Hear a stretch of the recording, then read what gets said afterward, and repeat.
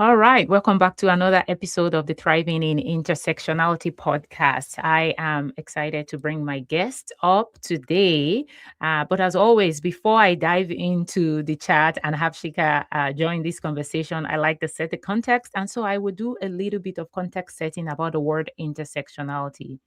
What is intersectionality? The name of the podcast is Thriving in Intersectionality. And if this is your first episode and you are not familiar with the word, I hope to shed some light on that for you. Intersectionality is a framework that recognizes how multiple aspects of identity, such as gender, race, ethnicity, immigration status, even, and class, among so many others, how all of these identity categories intersect and overlap with each other, creating very unique experiences of privilege or discrimination that you can't understand by examining a single one just by itself.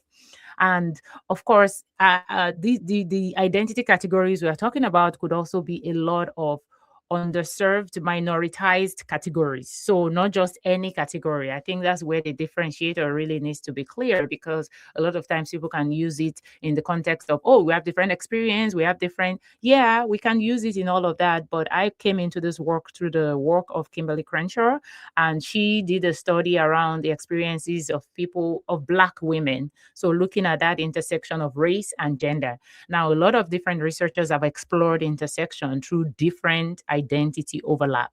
And so hopefully that helps to give you some context about the reason why my guests are here, and the questions are set up in a way that we get to know these leaders personally through their journey, and how their journey and their identities have shaped the work that they currently do. So thank you for joining us today, Sheekha. How are you doing? Good. Thank you for having me on your show, Lola. It's great. All right. I'm going to introduce Sheekha briefly. Sheekha Singh has 12 years of experience as a QA, quality assurance leader, certified product owner, and public speaker. She blends real world leadership insights with personal storytelling to help high achieving professionals escape hustle culture, protect their energy, and build lives that feel as good as on the inside as they look on paper. We all need that. When she's not writing or recording, she also have a podcast, and we'll be talking about that briefly. And you find her traveling, exploring local craft breweries, or chasing sunsets with her husband and their dog Onyx. Our work focuses on one core belief: ambition doesn't have to cost you your peace. Great to meet you, Shika. Thanks so much for joining me. Thank you for that wonderful introduction, Lola. It's great to meet you and dive right in, because I love when I have guests that I didn't get a chance to get to know, because then I'm coming here very curious myself. And so get ready for me to Correct. ask questions. Yeah, All sure. right. So I just read the definition of intersectionality to help the people listening. And then I talked about your bio so that we can get out of the way, because we'll end up with your career. But I would love for you to think about your own journey, your own life, and introduce yourself. We have people listening and people watching this. And when you think of intersectionality, what aspects of your own identity have been most relevant in shaping your leadership journey? So take us behind the scenes of who Sheekha Singh is. Wow, what a great question, Lola. And I'm so excited.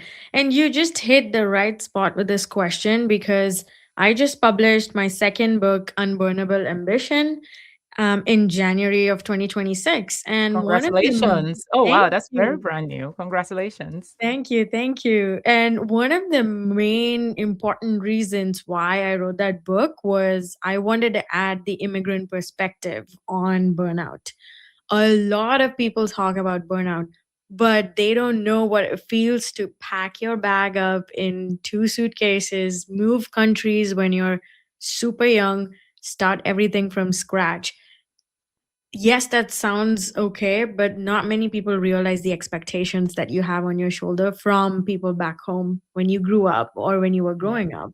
So, if I were to answer your question, how did my identity change my life? I think it reflects in everything that I do. I grew up in India and moved to the US in 2014 for my master's degree. Got my master's degree in 2016, lived in Omaha for 6 years, Omaha, Nebraska. And then I wanted to write a book. I wanted to really do something.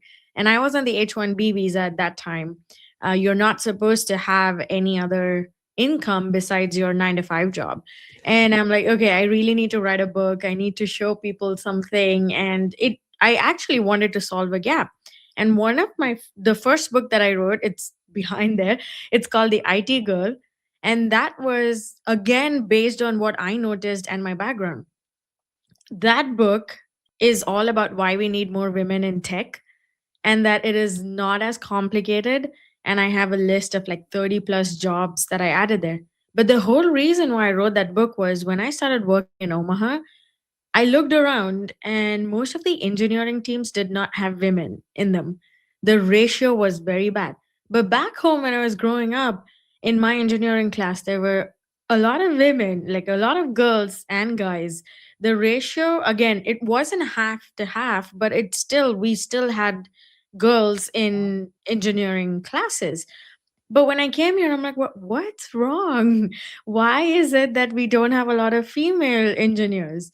So that, again, my first book, like you said, my identity, everything that I experienced back home and the difference that I saw, Mhm. that shaped my first book. And then Mhm. the second book was also the same. I got into another job and then moved to Canada. Again, a big culture shock from US to Canada. Moved here in 2020, and it'll be 6 years this summer that we've moved to Canada.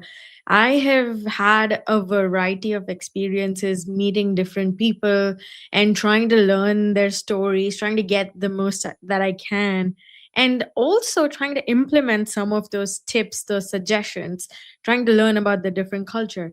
People in Canada are very different. They're very friendly, super cool, super chill. Like you can go to a bar, you'll make 5 friends and you'll be back. So I wanted to incorporate all of that.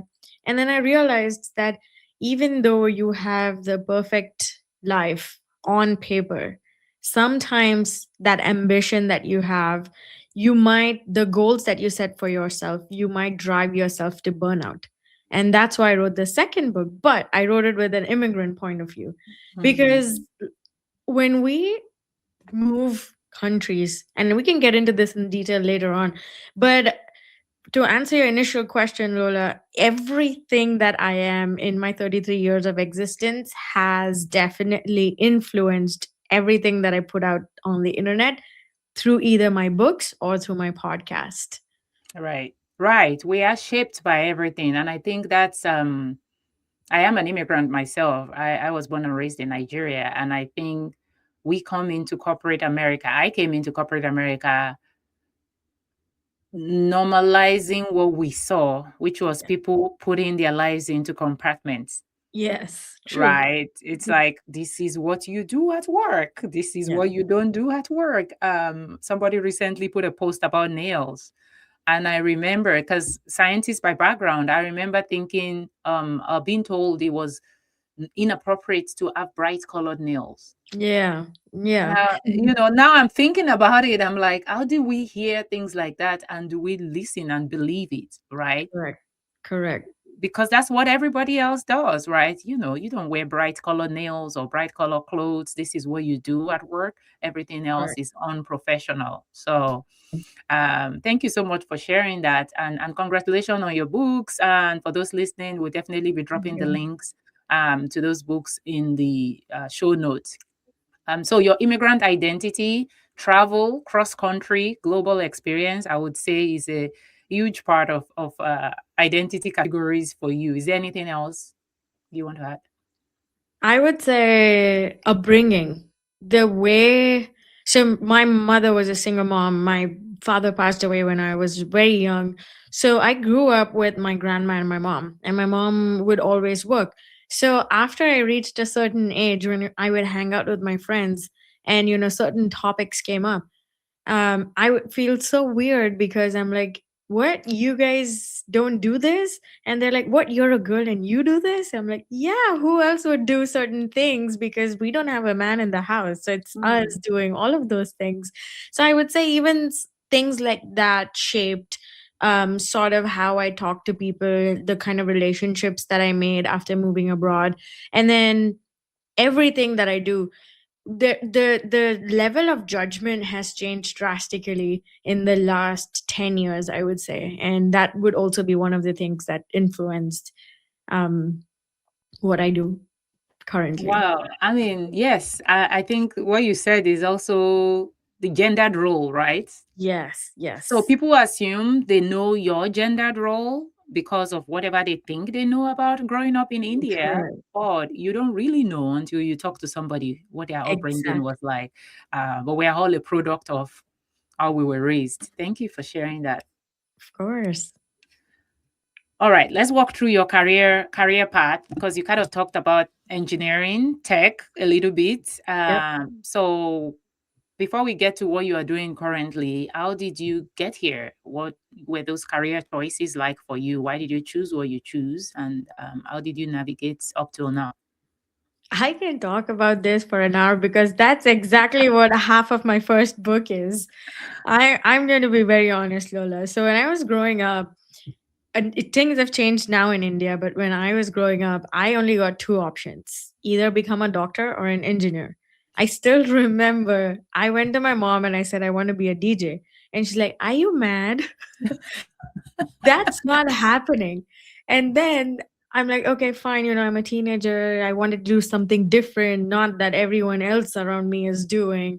And then one day I came up to her. I had actually won an award at school for elocution. And I came back and I said, you know what, mom, I think I want to be a journalist. And she goes, do you know how much they earn? You will not be able to survive with the journalist salary. I'm like, no way, but I like it. I'm so happy about it. I like to talk. I like to do this. And she's like, no ways. Then I said, okay, you know what? If I have a choice, then I'm definitely going to go the medicine route because I want to become a doctor. And then she came back one day and she said, I'm so sorry, but I don't think I can afford your medical school fees. So that's out. I'm like, okay, all right. So then engineering was the only choice.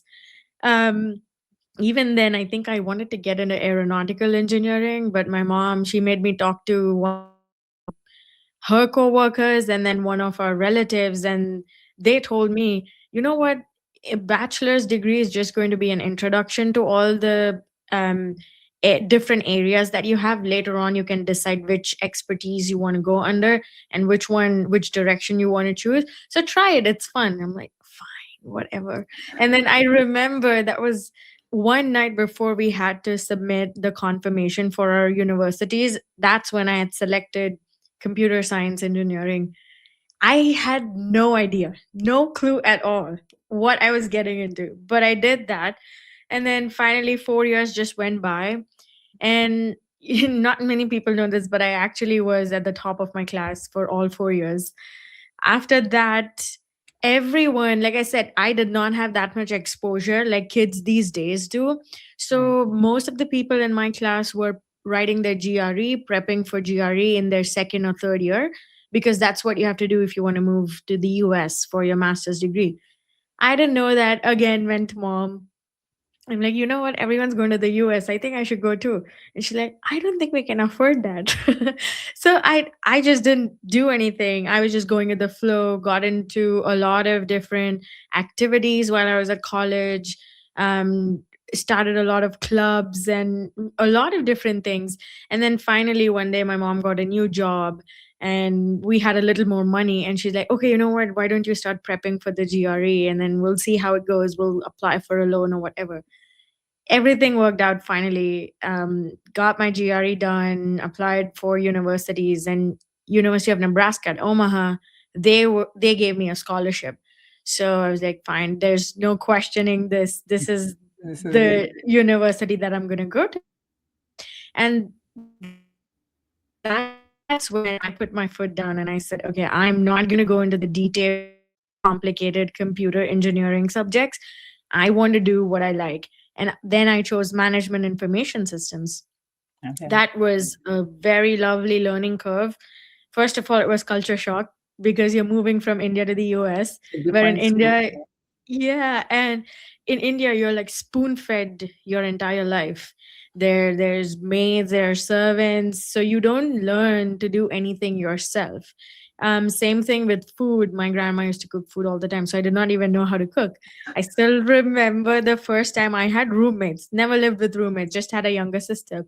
I still remember there was a time when all of my roommates were sitting and it was my turn to cook, and I burnt everything I could. And now I'm trying to Oh my YouTube God. and Google I how got do I I got a cook. nice Indian. All my roommates in grad school were Indians, and they love to cook. So I guess I Oh, got the Indians that knew how to cook. yeah. So it was very different. And then finally, those 2 years were very hard though. But I think that also shaped me. And that was a growing point because Mm, 9 to 5 or like yeah 9 to 5 would be internship, and then 5 to 8 p.m would be the classes, and then 8 p.m you're back home, you're trying to cook, you're trying to clean, but then also you have to do your assignments, so it was a whole another thing. oh yeah. And then that's when I learned different kinds of people, different choices, different opinions.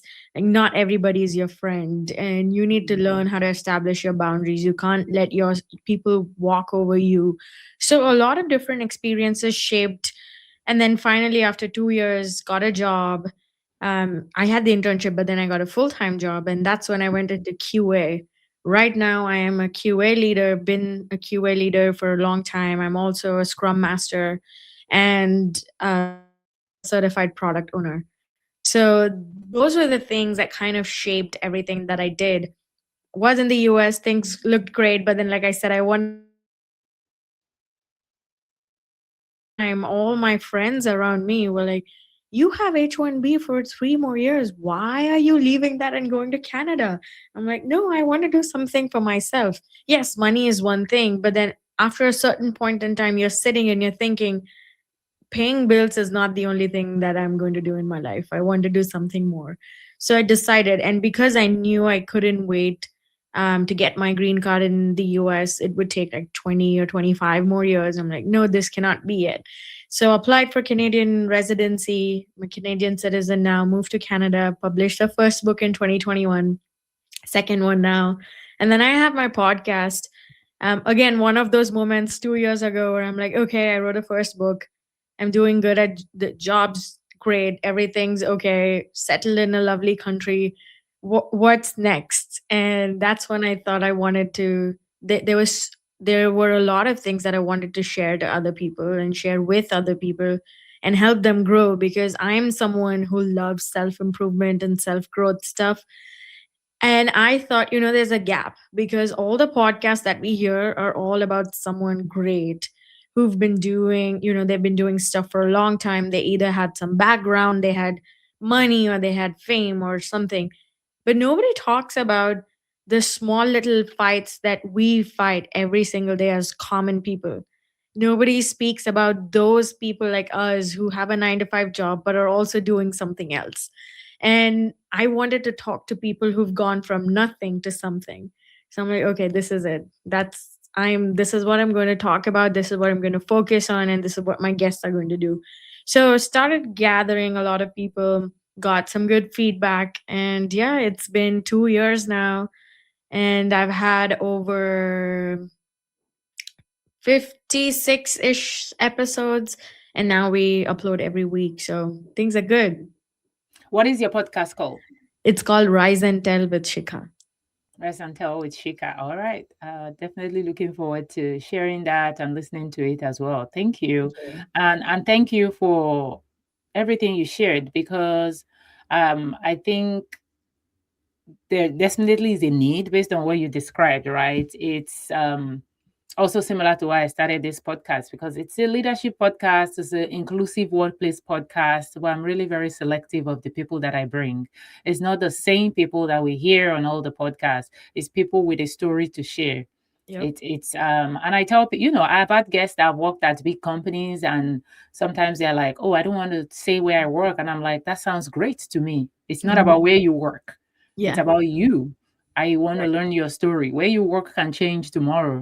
Yes. But your story is your story, and we need to be comfortable sharing that, because for people listening, and maybe that's where the final part of the episode, which I will put that question back to you, even though you've kind of already shared a lot of what you have been learning along the way. So the final part of the question that I want to move to is more on your insights and wisdom as you've navigated this world of work. So as people, as you shared about your intersectionality, being an immigrant, a woman, being raised by a single mom in India, right? All of those things. If there's somebody that is listening that can relate with you, right? Maybe even an international student or Yep. somebody that came into the country on a H-1B visa or F-1 visa, right? If people are listening to you now, and they are also navigating the workplace, what are some of the advice that you have learned from your own journey, to share with them? And also, I think I always used to focus that question on from your own journey, but also from your own leadership. So two sides of it, right? You can learn from your journey, but also from the work. And having written a book, having hosted multiple conversations, there's a different set of learning and a different set of view that you have, because the world of work is changing so fast. And Correct. this is 2026. Things are Correct. not necessarily what they were 5 years ago, even 3 years ago, right? Correct. So as you unpack that, what are some of the things that made it work for you, that you would advise for people that can relate with you, that also want to build successful careers? Yeah. First thing that I would say is, us as people, as humans, we are scared of something that doesn't look or sound like us, no matter what it is. And so at in the beginning, if someone's trying to be, different towards you, it's not because they have something against you, it's just that they don't know who you are. So if you are an immigrant, or if you've moved recently, you haven't worked in a corporate setup, or you haven't worked with people wet on I mean, Americans or Canadians or whoever it is, then I would say make an effort to know them, and make an effort to ensure that they know who you are and what you bring to the table. Yes, it is very unfortunate that even today in 2026, you might have to verify, validate, and you might need a lot more effort to show people that yes, you're capable of doing things, you're capable, way more capable, maybe when compared to the person sitting next to you.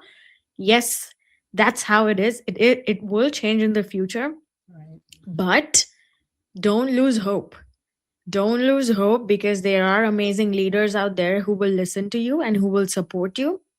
But also at the same time, what I have learned as a leader for so many years working for American companies is that don't take anything for granted and don't be entitled.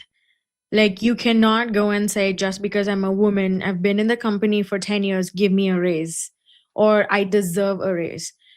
Instead, what you do is you need to upgrade your skills and prove to them that in the last 10 years, you have been, you are not the same that you were when they hired you 10 years ago. And you need to bring a different set of data to your management to show them why you deserve a raise. But never play the victim card. That just puts you down, and that's just how it is. So the sooner you learn to play the game, the happier you're going to be. And if you are someone who's trying to climb the corporate ladder, or if you're someone who has a very different cultural background, and you might be at a point where, I don't think anybody can relate to me, I don't think anybody, I don't think they eat the same food that I do, I don't think they do the same things that I do. Take that out of your head, because everybody wakes up in the morning and then goes to bed at night. So there has to be something common with you and your coworkers. Find out what that is. And even if you can't find out, I would say make an effort to find out what that is and build the relationships. Unless and until you've built a good network, then there is nothing that's going to help you. If you think you are single-handedly going to climb the corporate ladder, that's not happening. You need a team. You need someone who takes out your name in rooms where you're not available. And that's what's going to make you move forward. Your work should speak for itself. And I can give an example here because I have met people who just want to prove that they can do way more, and in doing that they burn themselves out. So don't even go that extreme where you're like overcompensating, you're overdoing, you're overworking, extra hours, etc.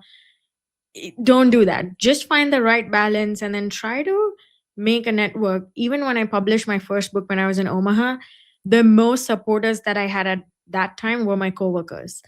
I got insights from them. I'm still in touch with people who I worked with like 8 years ago, 9 years ago. And even now, I work for a 100% remote company. I have some amazing coworkers. One's in Japan, most of them are in US, but they're all over the world. And the minute I spoke about my book, everybody was like, oh, wow, this is great. We've already read it. And, suggestions. And I would say feedback. If someone's giving you a feedback, be it your manager, be it your coworker, be it anybody, learn to trust them, because yes, there is office gossip and there's going to be politics, there's going to be all of that, but you get to decide where you're drawing the boundary. And when you take that feedback, make sure it you're actually implementing it and not getting offended by it. Because all that most of the time, if you're in a corporate setup, no one's just going to walk to you and say, hey, you know what, I think you need to do this better, or you need to do this in a different way. If you're asking for feedback, then make sure you're actually implementing it, because that's how you grow. And the most important thing that I learned in my corporate career, in my career as a leader, is accepting that you don't know something, and also learning to say no. Because when you learn to say no, you just you grow in a different way. Because and you don't have to be rude about it. You can draw a line very clearly, very politely, and in a kind way that protects your energy. And you can say, you know what, I'm already busy, or I have a lot on my plate right now with X, Y, and Z project. Yes, I can look into what you want me to, but it's not going to be until tomorrow or until next week. So draw boundaries. You can't just be rude about it and say, no, I'm not going to do it, or I don't want to do it. So, all these points, keep it in mind, and all of these take time. So, practice it, and you will one day have a wonderful network of friends, coworkers who become amazing friends. And sometime when you decide to do something else other than your corporate job, then you're going to already have a list of supporters ready Yeah, to support and cheer you on. absolutely. I love it. Yeah. I think the reality is when you are always going to have coworkers who don't agree with you, who are not like you. We all have that scenario every time. And I I think it takes leadership, it takes skills to learn to navigate workplace conflicts and Correct. personalities, because ultimately we are all trying to achieve the same goal. We're trying to get a project done and we need to work together. You don't Yep. get to just walk away and say, I don't like this person and so I don't want to work with them. Guess what? Yeah. You have to deliver together. So, all of that you shared, yeah, we could talk about that all day about navigating office politics, but really thriving in intersectionality is about understanding the things you need to do in order to advance and lead Yep. especially in the workplace. So thank you so much, Shika, for sharing your experience. Thank you for your insights. I'm looking forward to sharing some of your conversations as well on your podcast, as well as your book. And before we close, I have a final question that I Sure. love to wrap with after all the serious talks we've been having. But is there anything else you want to add before I move on to my final question to close us out? Anything else you want to add? Yeah, I would just say go check out my books. They're all on Amazon. And then my podcast, Rise and Tell with Shikha. And if you need more information, you can find it on my website, shikhasingh.com. Thank you so much, Shika. All right. If you were to share a dish with a coworker, a dish could be a fruit, a snack. If you were to share a meal, eat something with your coworkers, what would you pick, and why did you Chicken pick what you pick? Chicken biryani. Ooh, okay. Why did you pick that? Because you said that so fast. I was like, oh, there's got to be a reason. Why Yeah, did you so pick this that? yeah, this so the city that I grew up in, or the city that I was born in India, is Hyderabad, and it is supposed to have, not supposed, I know it for a fact, but it's known for its biryani. Oh, And okay. so I grew up eating biryani, and that's Your what grandmother's biryani or yours? grandmas and my, you know what, my grandma was so shocked when I told her that I made biryani, and she's like, "Are you sure that's biryani or is it something else?" I'm like, "Yes, yes." So yeah, that's one thing that I would share. It holds a lot of meaning, and I associate that with good times, and so I would definitely, that would be the reason why I would share it with my Great, coworkers. great memory. Oh, thank you so much. Now you're making me hungry. I do love Indian food. Oh, I didn't have it nice. until yeah, I didn't have it until I came to the US. But again, I came in as a student as well, and my roommates Mm. were Indians, and I loved when they would make food and share, and they got me really exposed to Indian cuisine. And I think there is a similar level of intensity with our spices in Yes. Nigeria. So it's not the same, but it's comparable, at least better than US Yeah. spice Right. level. Right. Thank you so much. It was nice meeting you. It was nice getting to hear your story and capture your insights and experiences. And congratulations again on your latest book. And Thank you. looking forward to the next ones, I can tell. Definitely. Thank you, Lola. It's been a All pleasure to right. be on your show. Been a pleasure to be here. Thank you. Thanks.